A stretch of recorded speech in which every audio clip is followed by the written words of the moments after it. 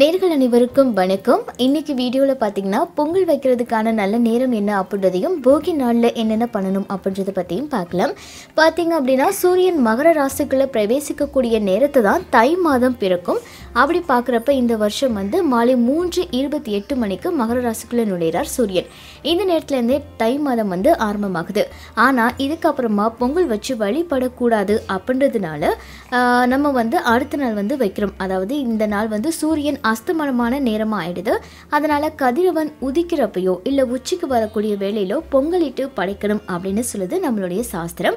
இதன்படி 14/1/2010 பொங்கல் பண்டிகை அன்னைக்கு காலையில் பார்த்திங்கன்னா 6 to 7 மணிக்குள்ளே பொங்கல் வச்சு சூரிய பகவானை வழிபடுறது ரொம்ப சிறப்பு அப்படின்னு சொல்கிறாங்க. இதை தவிர 7 to 10 மணிக்குள்ளேயும் 12 மணிலேருந்து 1 மணிக்குள்ளேயும் நம்ம பொங்கல் பானை வச்சு வழிபடலாம். இப்போது பொங்கல் வைக்கிறதுக்கு முன்னாடி இந்த சூரியன் கரெக்டாக எந்த நேரத்தில் உதிக்கும் அப்படின்றது நமக்கு தெரியாது இல்லையா? ஸோ நீங்கள் கூகுள் சர்ச்சில் போயிட்டு நீங்கள் எந்த ஏரியாவில் இருக்கீங்களோ, இப்போ நான் மதுரையில் இருக்கனால மதுரையில் சன்ரைஸ் அப்படின்னு போட்டேன். நீங்கள் இருக்கக்கூடிய ஏரியா சன்ரைஸ் இன் சென்னை இல்லை கோயம்புத்தூர், நீங்கள் இருக்கக்கூடிய ஏரியா போட்டிங்க அப்படின்னா அந்த சூரியன் உதிக்கக்கூடிய நேரம் உங்களுக்கு ஷோ ஆகும். ஸோ அந்த டைமில் நீங்கள் பொங்கல் படைக்கலாம். அடுத்து பார்த்தீங்க அப்படின்னா இன்றைக்கி போகி பண்டிகை. போகி பண்டிகை அப்படின்னாலே பழையன கழிதலும் புதியன புகுதலும் அப்படின்னு சொல்லுவாங்க. ஸோ அதனால் இந்த நாட்களில் நம்ம வீட்டில் இருக்கக்கூடிய சில விஷயங்கள் எல்லாத்தையுமே நம்ம சுத்தம் பண்ணணும். இப்போ பார்த்திங்கன்னா நான் ஜன்னலில் இருக்கக்கூடிய டஸ்ட் எல்லாத்தையுமே க்ளீன் பண்ணிகிட்டு இருக்கேன். வீட்டில் இருக்கக்கூடிய மூளை முடுக்குகளில் இருக்கக்கூடிய அழுக்குகள் எல்லாமே நம்ம சுத்தம் பண்ணிடலாம். அடுத்து இந்த நாளில் நம்ம சந்தனம் குங்குமம் எல்லா இடத்துலையும் பார்ப்போம். அதனால் நான் பழைய சந்தனம் குங்குமம் இருக்குது, அது எல்லாத்தையுமே எடுத்துகிட்டு அங்கே மஞ்சள் குங்குமம் புதுசாக வைக்க போகிறேன். இப்போ இதுக்கு நான் ஃபுல்லாக வாஷ் பண்ணிடுறேன். நீங்களும் உங்களுடைய கதவுகள் ஜன்னல்கள் எல்லாத்தையுமே முடிஞ்ச அளவுக்கு சுத்தம் பண்ணிடுங்க. அடுத்ததான் நான் வீட்டை எப்போவுமே மாப் போட மாட்டேன், இந்த மாதிரி ப்ரூம் வச்சு தான் க்ளீன் பண்ணுவேன். அதனால் நான் கொஞ்சம் கல் உப்பு இதில் போட்டுட்டு அடுத்ததாக வீட்டை சுத்தம் பண்ண போகிறேன். கல் உப்பு எதுக்காக போட்டிருக்கேன் அப்படின்னா வீட்டில் இருக்கக்கூடிய பேர்ட் வைப்ரேஷன்ஸ் இது எல்லாத்தையுமே உப்பு எடுத்துரும். அந்த காரணத்தினால நான் உப்பு போட்டு தான் எப்போவுமே வீட்டை க்ளீன் பண்ணுறது. ப்ளஸ் கூட கொஞ்சம் டெட்டாலும் போட்டுக்குவேன்.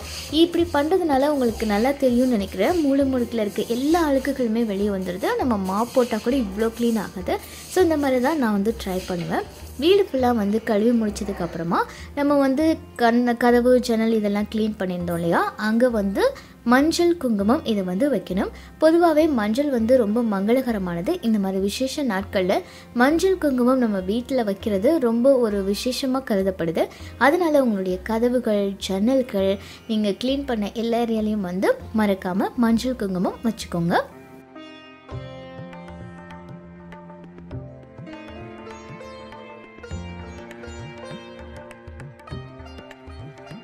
இப்போது முக்கியமானது நம்ம வீட்டுடைய நிலைப்படி. என்னோடய நிலைப்படி பார்த்திங்கன்னா இது பெயிண்டால் இருக்கும், அதனால் என்னால் சரியாக பண்ண முடியாது. அதனால் சைடில் நான் வைக்கிறேன்.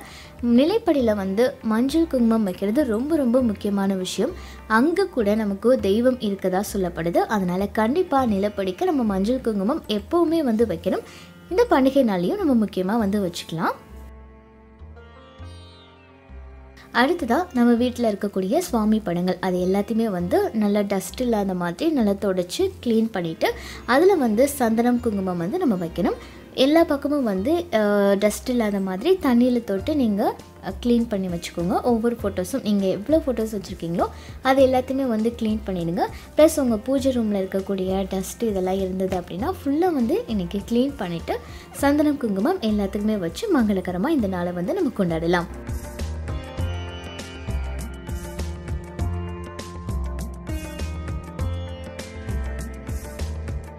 நான் எல்லா ஃபோட்டோஸ்க்கும் க்ளீன் பண்ணிவிட்டு மஞ்சள் குங்குமம் இந்த மாதிரி வச்சுக்கிறேன். என்கிட்ட நிறைய ஃபோட்டோஸ் இல்லை, நான் வச்சுருக்கதே டோட்டலாக இவ்வளோ ஃபோட்டோஸ் தான். ஸோ அதனால் எல்லாத்தையும் எடுத்துகிட்டு நான் க்ளீன் பண்ணிவிட்டு இந்த மாதிரி மஞ்சள் குங்குமம் வச்சுக்க போகிறேன். வச்சுட்டு நம்ம பூ வச்சிடலாம். ஏன்னா நம்ம காலையில் வந்து ரொம்ப சீக்கிரமாகவே சூரியன் உதிக்கக்கூடிய டைம்லேயோ இல்லை காலையில் 7 மணிக்குள்ளேயோ வைக்கிறோம் அப்படின்றப்போ இந்த டைமில் நம்ம இதெல்லாம் பண்ண முடியாது. அதனால் போகி நாள் அன்னைக்கு வீட்டை ஃபுல்லாக வந்து சுத்தம் பண்ணிவிட்டு வீட்டில் இருக்கக்கூடிய சுவாமி படங்களுக்கு வைக்கலாம். அடுத்ததாக நம்ம பூஜை சாமான்கள் இதையும் வந்து நல்லா விளக்குக்கு அப்புறம் வச்சுருக்கக்கூடிய மற்ற பூஜை சாமான்கள் எல்லாத்தையும் வந்து நல்லா கழுவிட்டு அதுக்கும் வந்து நம்ம மஞ்சள் குங்குமம் வச்சு அலங்கரிச்சிடலாம். பொதுவாகவே விளக்கு வந்து என்னைக்கு கழுவணும் அப்படின்னு சொல்லி நான் ஆல்ரெடி ஒரு வீடியோ போட்டிருக்கேன்னு நினைக்கிறேன். ஸோ அதை நீங்கள் கொஞ்சம் செக் பண்ணி பார்த்தீங்கன்னா உங்களுக்கு தெரியும். நாளைக்கு வந்து செவ்வாய்க்கிழமை, அன்னைக்கு வந்து நம்ம விளக்கு கழுவி சுத்தம் பண்ணக்கூடாது. அதனால் திங்கட்கிழமையில் பண்ணலாம், அடுத்து செவ்வாய்க்கிழமையில் பண்ணலாம், புதன்கிழமையில் பண்ணலாம். ஸோ அதனால் நீங்கள் வந்து இன்றைக்கி திங்கட்கிழமையே விளக்கெல்லாம் கழுவி நல்லா சுத்தம் பண்ணி திரி போட்டு வச்சுக்கோங்க. உங்கள் பூஜை சாமான்ஸ் எல்லாத்தையுமே வந்து நல்லா கழுவி வச்சுக்கோங்க.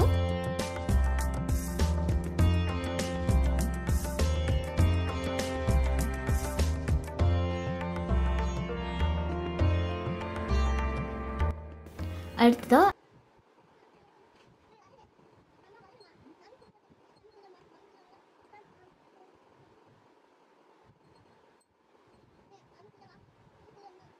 எல்லார் வீட்லேயுமே கண்டிப்பாக வந்து அன்னபூரணி இருக்கணும்.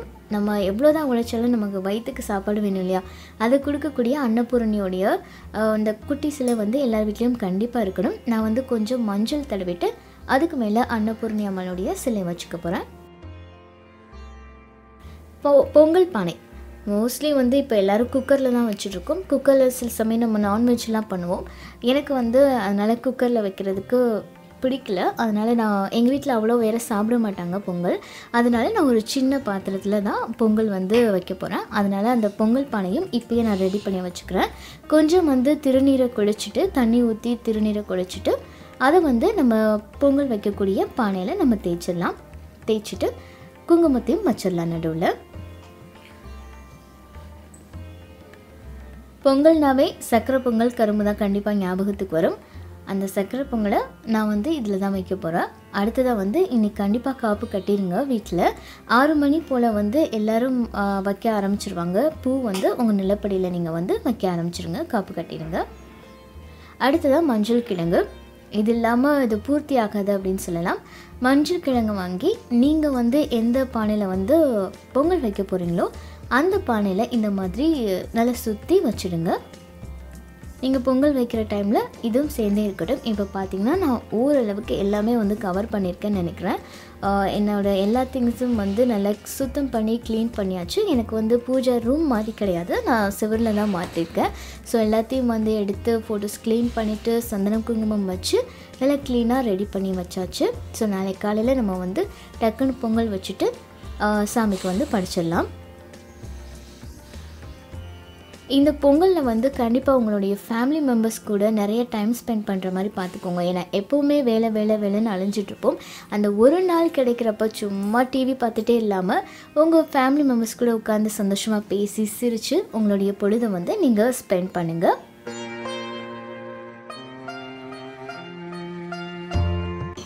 இந்த பொங்கல் வந்து உங்கள் வாழ்க்கையில் எல்லா விதமான சந்தோஷங்களையும் கண்டிப்பாக கொடுக்கணும் அப்படின்னு நானும் விஷ் பண்ணிக்கிறேன். அடுத்ததாக இது என்ன அப்படின்னு பார்த்தீங்கன்னா, இது என்னோடய பிரதர் இன் லா கொடுத்தது, சைனாலேருந்து வாங்கிட்டு வந்தது. இது வந்து வீட்டில் வச்சுருந்தா செல்வ வளம் வந்து அதிகமாக கிடைக்கும் அப்படின்னு சொல்லியிருக்காங்க. ஸோ அதனால் இதை நான் வந்து பூஜை அறையிலே வச்சுருக்கேன். ஸோ இந்த பொங்கலை வந்து உங்களுடைய ஃபேமிலியோடு நீங்கள் சந்தோஷமாக செலிப்ரேட் பண்ணுங்கள். ஹாப்பி பொங்கல்.